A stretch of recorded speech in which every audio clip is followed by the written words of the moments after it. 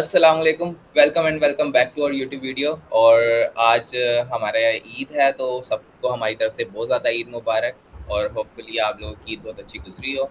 और इसी के साथ आज हम बात करने वाले हैं अनएक्सपेक्टेड विन की। कभी सोचा नहीं था कि राजस्थान ने नहीं सोचा था कि वो जीत जाएंगे। और और यही देखने को मिला। मतलब पीछे आरसीबी ने जो पहले बैटिंग की, उन्होंने 250 का टारगेट खड़ा किया, इन्होंने भी तकरीबन 250 का टारगेट खड़ा किया। मतलब क्या ही ज़बरदस्त जो है मैचेस रहे हैं इधर। लेकिन दोनों साइड से यही मुझे गिला रहा है कि जो चेसिंग टीम थी, उन्होंने कोई इतनी खास परफॉर्मेंस नहीं दी। इतना लड़के, मतलब अगर आप 5 या 10 के मार्जिन से हार रहे होते हो, मैच को बड़ा फंसा के हार रहे होते, तो बड़ा मज़ा आता है मैच को देखने का। लेकिन जब मैच वन साइडेड हो जाता है, आपको पता लग जाता है कि ये टीम ले गई है। लेकिन इधर इस वाले जो क्वार्टर फाइनल जो था, इसके अंदर जो हमें ये देखने को मिला कि बड़ी हल्की टीम, जिसको हम कह रहे थे कि यार ये इनकी तो कोई परफॉर्मेंस नहीं है, ये लास्ट मैच लक से जीत गए और इनको मतलब इनकी किस्मत ने दे दी। लेकिन आज जो इन्होंने अपनी किस्मत को हटा के अपनी परफॉर्मेंस दी है, क्या कहना चाहेंगे आप राजस्थान रॉयल्स की बैटिंग के बारे में? जी, अस्सलाम वालेकुम एवरीवन। उम्मीद है और आप सबको मेरी तरफ से भी ईद मुबारक। और मैं उम्मीद करता हूँ आप सब खैरियत से होंगे। और अगर आप बात करें राजस्थान की ओपनिंग पार्टनरशिप की, तो आज मुझे लगता है कि सूर्यवंशी ने कोई जगह नहीं छोड़ी थी ग्राउंड में कि जिधर उन्होंने छक्के ना मारे हो। 12 छक्के, 5 चौके, 29 गेंदों में 97 रन। हमने कल देखा था कि जिस तरह रजत पाटीदार ने 33 गेंदों पे 93 रन किए थे समथिंग। तो उनकी इतनी कमाल इनिंग थी, 8 छक्के मारे, 9 पता नहीं 5 4 चौके मारे। तो इस तरह की आपकी इनिंग अगर आप एलिमिनेटर क्वालीफायर में खेलते, तो एक तरह से आपकी टीम पर स्टैंप लग जाती है कि यार आप अगले मैच के लिए जा रहे हैं। तो क्योंकि देखें, जिस तरह जायसवाल आज आपको ऑन द कार्ड स्लो नज़र आएंगे, 29 गेंदों पर 29 रन किए। लेकिन जिस तरह 7 सूर्यवंशी खेल रहे थे, तो उनको ज़रूरी यही था कि अगर 7 विकेट गिर जाती, तो सूर्यवंशी उधर से हो जाते स्लो। तो जायसवाल ने ये चीज़ मेक श्योर की कि उधर से आउट ना हो, और सूर्यवंशी जो अपनी तेज़ तरीके से रन बना रहे थे, वो उन्होंने उसको बिल्कुल कंटिन्यू किया। जायसवाल आहिस्ता आहिस्ता आगे बढ़ते रहे, लेकिन सूर्यवंशी तो एक एंड से बिल्कुल तबाही मचा दी थी, क्योंकि जब वो आउट हुए तो 7-8 ओवरों में उनके 130-35 रन थे, जिसमें से 97 सूर्यवंशी के थे। इनकी फास्टेस्ट 100 इक्वल हो जाती या थोड़ी आगे निकल, क्योंकि 30 गेंदों पे क्रिस गेल ने 2013 में 100 मारी थी। तो आज मुझे लग रहा था कि ये कर लेंगे, लेकिन अनफॉर्चुनेटली वो आउट हो गए पीछे शॉट मारते हुए। लेकिन जो बचा कुचा था, जब वो आउट हुए हैं, तो आरसीबी को लगा कि यार थोड़ा सुख का सांस होगा। तो जायसवाल के बाद जुरैल साहब शुरू हो गए हैं, क्योंकि पैट कमिंस को जब सूर्यवंशी ने पहले ओवर में छक्का मारा, दूसरे ओवर में जब वो आए तो 3 छक्के मारे। फिर पैट कमिंस सोच रहे थे कि अब ये आउट हो गए, तब मैं आता हूँ। तो फिर जुरैल साहब शुरू हो गए, उन्होंने 2 छक्के चौके, मतलब कि पैट कमिंस को किसी हिस्से का नहीं छोड़ा। 4 ओवर में उनको 64 रन मारे और आउट क्लास कर दिया। रेयान पराग इस तरह के कमाल के बल्लेबाज, उन्होंने भी फॉर्म कंटिन्यू, जिस तरह हम आरसीबी का एक पैटर्न देख रहे थे कि जिस तरह वो उन्होंने फॉर्म को कैरी किया कि हर प्लेयर आ रहा है, उनके एक क्लियर माइंडसेट है, छक्का मारेंगे, बाउंड्री लेंगे, ज़्यादा से ज़्यादा रन बनाएंगे, टीम दूसरी टीम के कंधे तोड़ देंगे। तो यही उन्होंने आज दिखाया, क्योंकि बाकी किसी को हिस्सा छोड़ा नहीं है कि जिसमें आरसीबी क्या है वो यार कौन सी टीम थी इसको मारा इन्होंने, सनराइज हैदराबाद। कोई चीज़ छोड़ी नहीं थी चीज़ उन्होंने कि जिसमें हैदराबाद को आउट क्लास ना कर दिया बैटिंग साइड पे। बाकी आप क्या कहेंगे, जब फरेरा शनाका थोड़े बहुत ये रन नहीं बने आखिर में? नहीं, जब इस तरह की आपकी परफॉर्मेंस आती है कि आपका जब टॉप ऑर्डर इतना स्कोर खड़ा कर देता है, तो मिडिल ऑर्डर और अगर लोअर ऑर्डर चलता भी नहीं है, तो इतना टीम को फर्क नहीं पड़ता। और इसमें यही था, अगर ये जो इस तरह के स्टेडियम थे और इस तरह की जब आपकी पिच होती है, तो आपको 220 210 का टारगेट आप खड़ा कर देते हो, तो आपका मतलब ये होता है कि आपने विनिंग टारगेट खड़ा कर दिया है और अभी सारा बॉलर पे डिपेंडेंट है। और जब आप 250 क्रॉस कर जाते हो, 250 के करीब लाके आप टारगेट खड़ा कर देते हो, तो फिर बॉलर्स भी बहुत ज़्यादा ईजी हो जाते हैं और उनको भी पता होता है। और इस तरह की हमें गलती देखने को मिली भी राजस्थान रॉयल्स की तरफ से, बॉलर की साइड से, क्यों बीच में मैच जो था वो चला गया था सनराइज हैदराबाद के पास। लेकिन वो अगर विकेट से निकलती, उस पर हम बात करेंगे। लेकिन यहाँ पर जो उनकी सूर्यवंशी की इनिंग रही है, कोई भी एक प्लेयर की इस तरह की इनिंग आ जाती है, तो आपका वैसे ही percentage of the winning increase हो जाती है। और जब इन्होंने भी ये टोटल खड़ा किया था, तो मैंने ये कहा था कि राजस्थान ने पकड़ लिया और हम दोनों की प्रिडिक्शन अब गलत हो के ही रहेगी, और वही हुआ। लेकिन दूसरी टीम की तरफ से इतनी कोई परफॉर्मेंस नहीं रहती थी। लेकिन हम बात करते हैं बॉलिंग की, तो क्या कहेंगे आप बॉलिंग के ऊपर? यहाँ पर कोई भी बॉलर ने कोई इतनी खास परफॉर्मेंस नहीं दी, सबने इक्वल रन रेट से स्कोर दिया और उनको विनिंग टोटल बनाने की कोशिश बनाने में हेल्प की है। जी, बिल्कुल, क्योंकि जिस तरह हम बात कर रहे थे कि जब कोई टीम 250 रन लगाती है, तो ये बात निश्चित हो रहती है कि जो बॉलर हैं उनको ढाई-ढाई 2 50 4 ओवरों में 50, 60, 65 तो इस तरह के स्कोर पड़ेंगे। क्योंकि देखिए आप पैट कमिंस पहला ओवर करवाने हैं उसमें थोड़ा बहुत अच्छे रह गए 9 रन लगा, दूसरा ओवर करवाने हैं उसमें उनको 20-25 रन पड़े, 3 छक्के सूर्यवंशी ने उनको मारे, बड़े कमाल के छक्के मारे। इसके बाद जब वो आउट हो गए तो उन्होंने सोचा कि अब मैं करा तो क्या पता अच्छा गुज़रेगा। फिर जुरैल साहब ने उनको पकड़ लिया, उसके बाद चौथा ओवर कराने हैं उसमें 12-14 रन वो दे गए। तो इस तरह के जब कप्तान आपका मेन जो बॉलर होता है इस पर टीम डिपेंडेंट करती है, तो जब आप विकेट नहीं लेगा तो मसला बनेगा। इसके बाद एहसान मलिंगा अच्छे नज़र आ रहे थे, लेकिन अगर आप देखें तो बाकियों से उनको कम मार पड़ी है, 10 रन की इकॉनमी रही है उनकी, 40 रन उन्होंने दिए हैं और एक विकेट वो लेकर गए। जो शनाका की थी, शनाका खतरनाक नज़र नहीं आ रहे थे इस तरह के, क्योंकि जिस तरह वो प्लेयर है जो उन्होंने मुंबई में मैच अच्छा बनाया था। बाकी साकिब हुसैन जो काफ़ी अच्छे नज़र आते, तेज़ गेंदबाज हैं और अच्छी शुरू में विकेटें भी लेते थे ये, लेकिन आज के मैच में जब आपको पता है कि आप शुरू से अब इतनी मार पड़ रही हो, तो बॉलर भी एक तरह डाउन हो जाता है कि उसके पास कोई ऑप्शन बचते नहीं है। बाकी जो पराफुल साहब है उन्होंने आउट किए, सूर्यवंशी को उन्होंने आउट किया 97 रन पे, वो छक्का मारने की तरफ जा रहे थे। जुरैल जो बहुत खतरनाक नज़र आ रहे थे सूर्यवंशी के बाद, उनको आउट किया। पराग जो वो भी अपनी विनिंग को कमाल तरीके से बिल्ड कर रहे थे, तो जो पराफुल साहब हैं तो उन्होंने 3 आउट किए, तो मुझे लगता है कि जो टारगेट 260-65 पे जाना था वो किसी ना किसी हद तक इन्होंने रोक लिया, भले इनको 4 ओवर में 54 रन पड़े क्योंकि ये इन्होंने मेन विकेट लेके गए हैं।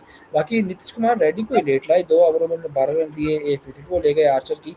तो मुझे लगता है कि जब आपकी मेन बॉलर को मार पड़ रही है तो आप स्ट्रीट स्मार्ट बने, आप किसी और को कराएं, कोई पार्ट टाइमर ले आएँ, आप ये इनको तरफ किसी और के पास मीडियम फास्ट बॉलर की तरफ चले, वो जब एक चेंज आता है तो दूसरा बैट्समैन भी संभलने की कोशिश करता है। बाकी आज बिल्कुल कन्वेंशनल की कैप्टनसी नज़र आई, पैट कमिंस की कोई चेंज नज़र नहीं आया था। आखिर में थोड़ा बहुत मैच इनकी तरफ आया था, लेकिन वो फिर दोबारा उन्होंने अपनी बैटिंग में दे दिया। आप इनकी बैटिंग के बारे में क्या कहेंगे? जी, बिल्कुल। वही बात आ जाती है, सनराइज़ हैदराबाद का जो था ना, टॉप ऑर्डर ही फ़ेल हो गया। जब मैं शुरू से ही बात कर रहा हूँ कि जब टॉप ऑर्डर आपका फ़ेल होता है, आपकी वैसी टीम के जो मोराल है ना, वो डाउन हो जाते हैं। आपको वो कहते हैं यार हम अब आज ये मैच गया, हमारे टॉप, क्योंकि टॉप क्ला उसमें टॉप ऑर्डर में भेजते ही वो अपने टॉप क्लास प्लेयर हैं कि यार ये स्कोर को रोकेंगे, क्योंकि आपको पता है पावर प्ले होता है, पावर प्ले के अंदर हिटिंग के आपके पास ज़्यादा चांसेस होते हैं और स्कोर सामने वाली टीम पे प्रेशर डालने का आपका बहुत ज़्यादा चांस होते हैं। तो वही अगर आपको चीज़ ना मिले, और वो वही बात है कि जो पहले बैटिंग करता है ना इनकी पिचेस पे, वो इतनी ज़्यादा स्कोर खड़ा कर देता है कि सामने वाली टीम पे ऑटोमेटिकली प्रेशर आ जाता है। और वो फिर एक तो डर होता है कि दिल में हम आउट ना हो जाएँ, और जिस चीज़ का आपको डर होता है वही चीज़ पॉसिबल होता है, और वही चीज़ हमने देखी। जैसे शर्मा 0 पे गए, फिर उसके बाद ट्रेविस हेड हैं। ट्रेविस हेड जो हैं वो भी कितने ज़बरदस्त प्लेयर हैं, और उनकी जो अभी कंट्रोवर्सी चल रही है आरसीबी के प्लेयर विराट कोहली के साथ, तो आरसीबी और सनराइज़ हैदराबाद का मैच देखने का बड़ा मज़ा आता, और सारे लोग यही चाह रहे थे कि ट्रेविस हेड और जो विराट कोहली आमने-सामने आएँ, और जो है ना, जो भी इनका है, क्योंकि आपको पता है कि इंडिया के अंदर भी जो टी है, इसको बहुत ज़्यादा पसंद किया जाता है, इस तरह के जो केसेज़ होते हैं। तो लेकिन ये है कि किस्मत को कुछ और मंज़ूर था, ट्रेविस हेड भी कोई इतना ख़ास नहीं कर सके। फिर उसके बाद आप कह लें आपके जो जितने आपके मेन बैट्समैन हैं, समरान है, फिर उसके बाद गुलसान है, ये लोग कुछ भी इतना कोई ख़ास परफ़ॉर्मेंस नहीं दी। फिर बीच में जाके इनका कहीं रेड्डी और अरोरा ने कुछ इनका ऑरा बचाने की कोशिश की है, लेकिन क्या फ़ायदा है कि जब आपका टॉप ऑर्डर नहीं कोई इतना स्कोर ना खड़ा किया हो, या फिर आपको विनिंग टोटल की जानिब करना हो। लेकिन वही बात है, बीच में जैसे मैंने बात की कि जो सनराइज़ हैदराबाद है, उसका टॉप ऑर्डर फ़ेल हो गया है, उसका ना मिडल ऑर्डर के पास कोई अच्छा प्लेयर है, फिर उसके बाद आपके पास ना लोअर ऑर्डर में कोई इस तरह का प्लेयर है जो कि मैच को उठा सके, तो नहीं था इनके पास चांस कि ये जीत पाते। जी, ऐसा ही है, क्योंकि जब आप देखें जब कोई टीम पावर टी20 के पावर प्ले में 4 विकेटें अपनी लूज़ कर देती है तो वो 250 रन का टारगेट किसी हद तक चेज़ नहीं कर सकती, क्योंकि जब जब ये 241 का टारगेट बनाने आए थे, तो मुझे लग रहा था कि ये चेज़ की तरफ जाएँगे और ये कर भी सकते हैं क्योंकि इन्होंने पास्ट में करके दिखाया है। लेकिन जिस तरह अभिषेक शर्मा जो इनकी बैकबोन है टीम की, जो 15-20 गेंदों में 50-60 रन बनाने की काबिलियत रखते हैं, मुझे जब वो आउट होते हुए नज़र आए तो मैंने कहा कि ये अब मैच इनके लिए डन हो चुका है। पहली विकेट पे ही डन नज़र आया था। उसके बाद ट्रेविस हेड और ईशान किशन शुरू हुए थे आते हुए, लेकिन मुझे यही था कि ईशान किशन जो है वो बारी को उस तरह इतना लंबा नहीं लेके जा सकेंगे, और वही हुआ, मेरा अंदाज़ा सही हुआ कि वो आर्चर के हाथों से आउट हो गए। और मैं ये आपको यही बात बता रहा हूँ कि जब आपका मेन बॉलर विकेट लेता है, तो आपका एक चांस ही काफ़ी हाई हो जाती है कि आपके जब मेन बॉलर अच्छी गेंदबाजी करेगा, तो आपका मैच 60% अच्छा विनिंग की साइड पे चला जाता है। क्योंकि आप देखें, अभिषेक शर्मा को कमाल का बाउंसर कराया, उनको आउट किया, ट्रेविस हेड को कमाल का बोल्ड किया आर्चर ने, वो आउट किया, ईशन किशन को 150 की बाउंसर कराया, उनकी बॉल हवा में खड़ी हुई शॉट मारने की तरफ जाते और सर्कल के अंदर कैच हुआ। तो और आप देखते जाएँ कि बर्गर में भी तो अच्छा आउट किया, तो नज़र आ रहा था कि वो एक प्लान के साथ आए हैं, कोई अन्य उनको विकेट नहीं मिली कि यार शॉट मारने जा रहे तो विकेट ले ली, इस तरह का कोई सीन नहीं था। उन्होंने एक प्लान के साथ बॉलिंग करी, इसको शॉर्ट पिच कराऊँगा, इसको विकेट पे रखूँगा, इसको गुड लेंथ पे रखूँगा, तो ये वहाँ से विकेट लेते गए। तो जब ये इनके 4 आउट हो गए थे, तो ये बात तो पक्की हो चुकी थी कि हैदराबाद हारेगा। लेकिन ये कितने रन से हारेगा, वो बस थोड़ा बहुत खिंचता जाता है हर मैच की तरह, कि आखिर में आके कोई ना कोई थोड़ा बहुत रन बना लेते हैं। हेनरी क्लासन 10 गेंदों पे 18 रन, कोई उन्होंने कंट्रीब्यूशन नहीं किया इतना खास। रेड्डी का आज अच्छा दिन था, मगर ये 4 इन से आउट कराते तो मुझे लगता है कि और अच्छा करके दिखाते। 20 गेंदों पे 38 रन बनाए, पैडल स्वीप पे चौके मारे, कोई छक्का भी मारा, तो अच्छे नज़र आ रहे थे। अरोड़ा साहब ने भी इनकी दोनों की पार्टनरशिप लगी, लेकिन उस टाइम आ गए जाडू, तो जाडू ने इस टाइम फिर इनको पार्टनरशिप ब्रेक करी, और उसके बाद फिर इनकी तरतीब रखती गई। एक थोड़ी शिविन कुमार ने भी थोड़ी बहुत रेजिस्टेंस दिखाई, लेकिन वो इस काफ़ी अच्छी साबित हुई, जिसके साथ हैदराबाद इस टूर्नामेंट से बाहर हो गई। और अगर आप बात करें राजस्थान की बॉलिंग के बारे में, तो कमाल की बॉलिंग रही है, क्या कहेंगे आप इसके बारे में? जी, बिल्कुल। लेकिन जिस तरह से उनके आप मेन बॉलर की कह रहे थे, लेकिन आर्चर भी बहुत ज़बरदस्त बॉलर रहे हैं और मेन बॉलर ही रहे हैं राजस्थान के, और उन्होंने बड़ा स्कोर दिया सनराइज़ हैदराबाद को। और एसआरएच को इतना स्कोर मिल गया था, आपके मेन बॉलर्स को हिटिंग पर स्कोर पड़ा था, लेकिन साथ के साथ ये था कि वो मेन विकेट्स भी निकाल रहे थे। मतलब आर्चर ने जो इनकी मेन विकेट्स ली हैं, अभिषेक शर्मा की लिया, अभिषेक शर्मा जो कि मतलब आपने सही बात की, बिल्कुल बैकबोन थे उनकी एसआरएच के। तो उनकी जो विकेट है वो बहुत ज़्यादा मेन है, और मेरे ख्याल उन्हीं की विकेट लेने के बाद, क्योंकि अगर वो खड़े रहते क्रीज के ऊपर और इस तरह की उनको सपोर्ट मिलती, तो फिर शायद स्कोर या तो चेज़ हो गया था या फिर फाइटिंग टोटल होता। क्योंकि फाइट करके जो है ना एसआरएच किया है, इस तरह का मतलब आप अगर 50 स्कोर के मार्जिन से हार रहे हैं, तो बहुत स्कोर है ये, बहुत स्कोर से आप हार रहे हैं। बाकी बॉलर्स सारे ज़बरदस्त रहे, सबने काफ़ी स्कोर रोका, बहुत ही ज़बरदस्त उन्होंने बॉलिंग रखी। और ऑब्वियसली बात है, बॉलर्स की इतनी डिस्कशन हम करेंगे ही नहीं, क्योंकि जब बैटिंग साइड ही आपको इतना बड़ा टोटल खड़ा कर दे, इतना आपको वैसे ही रिलैक्स कर दे कि भाई 250 और 243 और 244 आपने करना है स्कोर, तो वैसे ही बॉलर्स के पास हो जाता है। और लेकिन ये आज हमें देखने को मिला कि जिस तरह से पिछले मैचेस में हमने देखा कि अगर इतना स्कोर बैटिंग साइड कर देती थी खड़ा, तो बॉलिंग साइड थोड़ी हल्की हो जाती थी। उनको होता था कि ये नहीं कर पाएँगे, हम रोक लेंगे ये, और उसमें हम देखते थे कि वो चेज़ हो जाता था, 220, 230 चेज़ हो जाता था। क्यों? क्योंकि बॉलर्स समझ रहे होते हैं कि भाई बैटिंग ने इतना कुछ कर दिया, तो हमें कोई इतना प्रेशर लेने की ज़रूरत नहीं है। उनके ऊपर प्रेशर कम होता था, जिसकी वजह से वो सामने वाली टीम को स्कोर दे देते थे। लेकिन इधर हमने ये देखा है कि बॉलर्स ने अपनी स्ट्रैटेजी चेंज की है। गेम को इसी तरीके से खेला कि शायद हमने टारगेट बहुत कम दिया हुआ है और सामने वाली टीम चेज़ कर लेगी, तो उन्होंने स्कोर रोका। जी, बिल्कुल, क्योंकि अगर आप देखें तो वक़्ता रन मिल जाता है, तो बैटिंग के एक तरह मज़े लगे होते हैं बॉलिंग साइड के, कि वो अपने अच्छे तरीके से गेंदबाज़ी करें, थोड़ा बहुत रन पड़ता है तो लगता रहेगा। और बहरहाल आज एसआरएच बाहर हो गई। और अगर बात की जाए आने वाले मैचेस की, तो अब एक एलिमिनेटर रह गया 2, जिसमें राजस्थान और गुजरात का मैच होगा। जो ये जीतेगा वो खेलेगा आरसीबी के साथ फाइनल, और ये एक सेकंड लास्ट मैच है, इसका सेमीफाइनल भी इसे कह सकते हैं, जो जीता वो फाइनल में।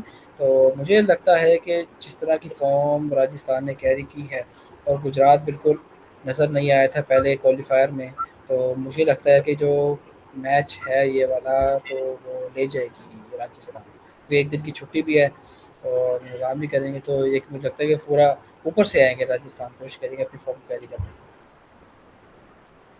जी, बल्कि मैं अगर इनके पिछले उसके ऊपर देखूँ, तो मुझे ऐसा लगता है कि गुजरात टाइटंस को सबक मिल गया है आरसीबी के से हार के, और वो जो है प्लेयर्स को अब देख कर आएंगे। और राजस्थान के जिस तरह के प्लेयर्स की परफॉर्मेंस है, तो गुजरात टाइटंस जो है वो भी समझदार टीम है, और गुजरात टाइटंस की बॉलिंग और बैटिंग दोनों अच्छी है।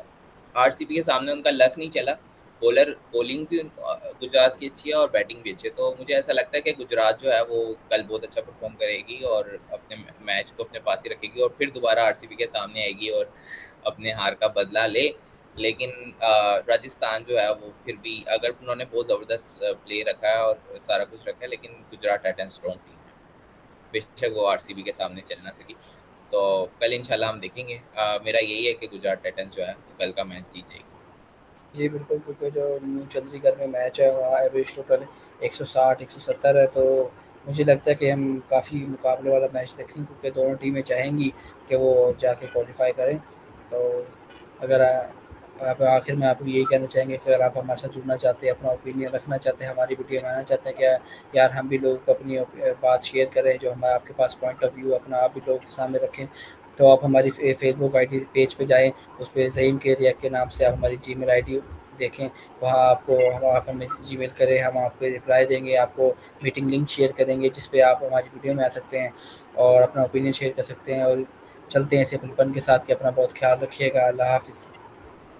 अल्लाह हाफ़िज़।